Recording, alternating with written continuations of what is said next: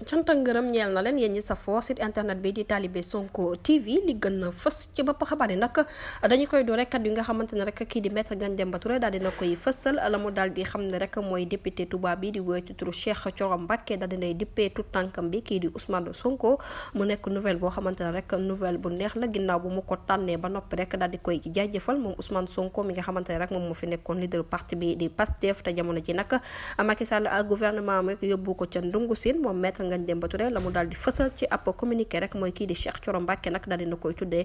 taawam bu góor bi équipe bi Talibé Sonko yépp ñu ngi koy jaajëfal ci moomu lee mbir ba noppi rek di ko ñaanal yàlla dundal ko may ko xel ak taar ba noppi rek may ko lépp loo xamante ne rek xam-xam la ak daraja ba tey bu ñu jógee ko foofu nag dañuy àddu wutale ci kàddu yi nga xamante ne moom la Ousseynou Ly daal di yëkkati moom mi bokkoon ci parti bi ñu di ex Pastef la mu daal di xam ne daal ne na Macky Sall daal na bàyyi kii di Bassirou Diomaye Faye mu daal di bokk ci jongante présidentielle yu ndënmal waaye nag